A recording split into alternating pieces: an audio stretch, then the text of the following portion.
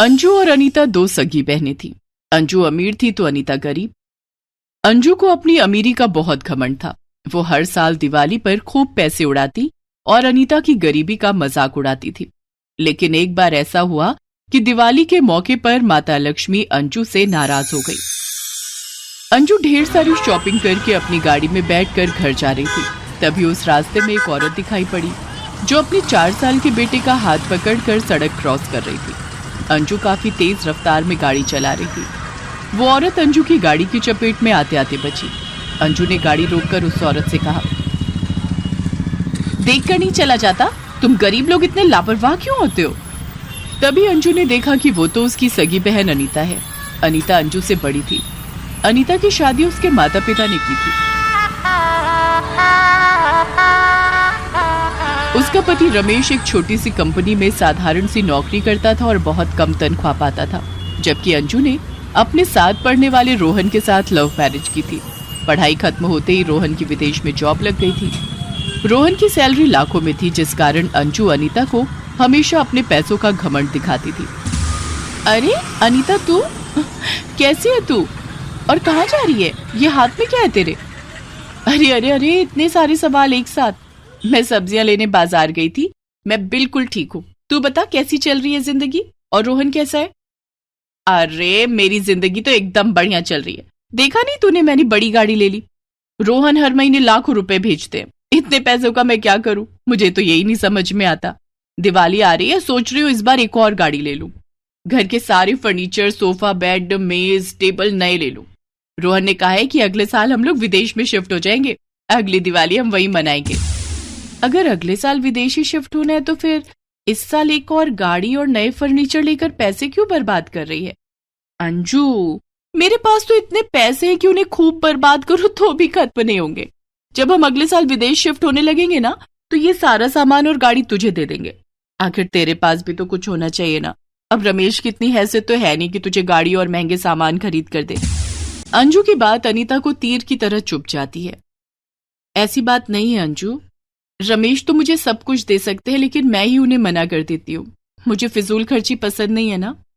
हाँ, जिनके पास पैसा नहीं होता है वही पैसे बचाते हैं। अच्छा सुन, अगले हफ्ते दिवाली का त्योहार है। मैंने अपने घर एक बड़ी सी पार्टी रखी है। तू पार्टी में जरूर आना। और हाँ, थोड़े अच्छे कपड़े पहन कर आना। पार्टी में मेरी सहेलियां आएंगी, वो सब खूब पैसे वाली हैं। उनके सामने मेरी नाक मत कटवा देना। रमेश से कहना कि तुझे एक अच्छी सी ड्रेस दिलवा दे। ठीक है अंजू, मैं पार्टी में आने की पूरी कोशिश करूंगी। अच्छा, अब मैं चलती हूँ। रमेश घर पर आते ही होंगे। चल, तुझे तेरे घर छोड़ दूं। पैदल चलकर तू थक गई होगी। अनीता सोचती है कि वो तंग गलियों में रहती है। उसका रहन सहन देखकर अंजू उसका और मजाक उड़ाएगी, उसे नीचा दिखाएगी। इसलिए वो अंजू से मना कर देती है।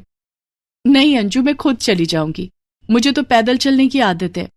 ठीक है, मैं चलती हूँ। पार्टी में आ जाना। ठीक है, मैं आ जाऊंगी। अंजू अपनी गाड़ी में बैठकर चली जाती है। अनीता भी अपने बेटे का हाथ पकड़कर पैदल चलते हुए घर आ जाती है। घर आकर उसने देखा कि उसका पति रमेश ऑफिस से आकर बैठा हुआ था। आ गए आप? हाथ मुंह धो लीजिए, मैं आपके लिए चाय बना देती हूँ। आज तुम्हें बाजार से आने में इतनी देर क्यों हो गई? आज बाजार में अंजू मिल गई थी। फिर अनीता ने रमेश को सारी बात बताई।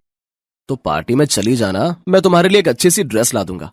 नहीं, मुझे कुछ नहीं चाहिए। हर बार आप दिवाली के त्योहार पर मेरे और सोनू के लिए नए कपड़े लाते हैं, लेकिन खुद के लिए कभी कुछ नहीं खरीदते। इस बार दिवाली पर आप अपने लिए नए कपड़े और जूते खरीद लेना। अनीता, मेरे पास बहुत कपड़े हैं।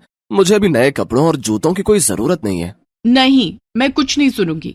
इस बार आपको अपने लिए खरीदारी करनी पड़ेगी।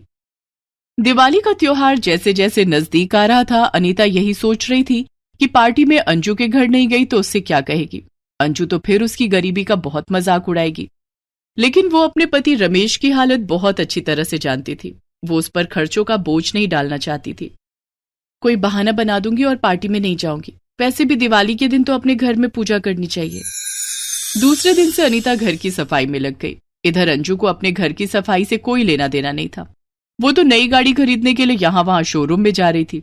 कभी वो फर्नीचर की दुकान पर जाती तो कभी ज्वेलरी की दुकान पर। उसका सारा समय पैसे उड़ाने में ही बीत गया और दिवाली का दिन भी आ गया। उसने थोड़ी सी मिट्टी के दियों को तेल से जलाया और घर के बाहर दरवाजे पर रख दिया। अनीता ने अपने हाथों से रंगोली बनाई और पति के साथ मिलकर माता लक्ष्मी और भगवान गणेश की पूजा की।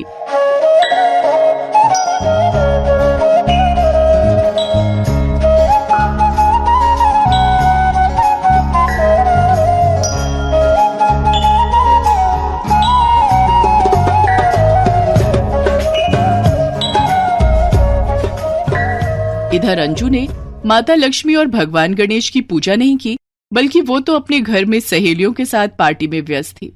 अरे वाह अंजू, सुने तू अगले साल विदेश में शिफ्ट हो रही है। हाँ, इसीलिए तो तुम लोग को ग्रैंड पार्टी दे रही हूँ। और मैंने नई कार भी ली है।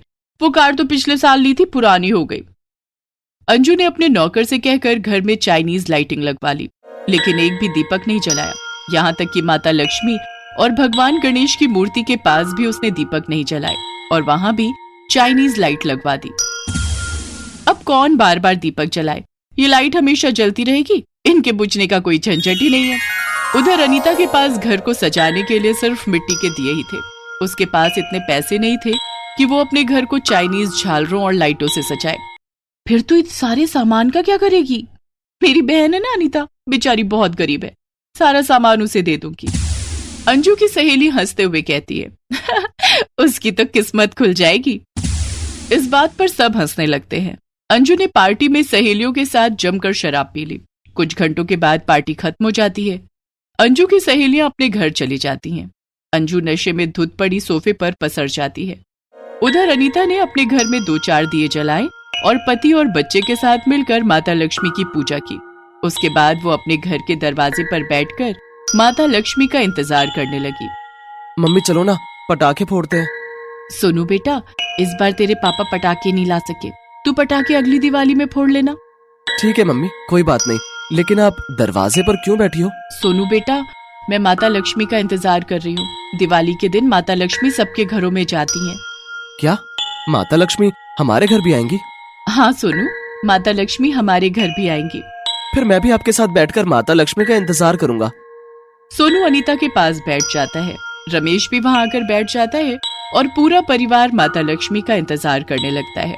थोड़ी देर के बाद माता लक्ष्मी भ्रमण के लिए पृथ्वीलोक पर आती हैं। वो सबसे पहले अंजू के घर जाती हैं।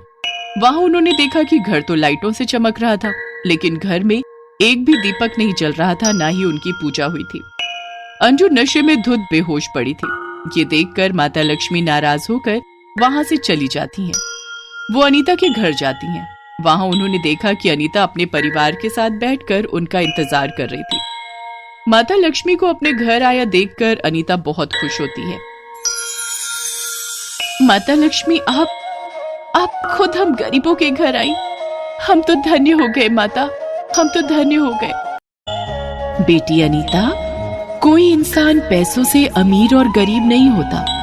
इंसान अपने व्यवहारों और संस्कारों से अमीर गरीब होता है। तुम्हारे संस्कार बहुत उत्तम हैं। तुम बहुत अमीर हो। मेरा आशीर्वाद सदा तुम्हारे साथ है। आज से तुम्हारी पैसों की तंगी दूर हो जाएगी और तुम धनवान हो जाओगी। अनीता को आशीर्वाद देकर माता लक्ष्मी अंतर्ध्यान हो जाती हैं। उधर माता लक्ष्मी अंजू से नाराज थी। अंजू की जब नींद खुलती है तो वो देखती है कि उसके फोन की घंटी बज रही थी।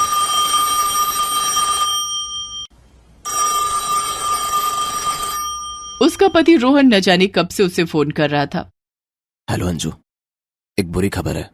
क्या बात है रोहन? रिसेशन की वजह से मेरी जॉब चली गई है। मैं भारत वापस आ रहा हूँ।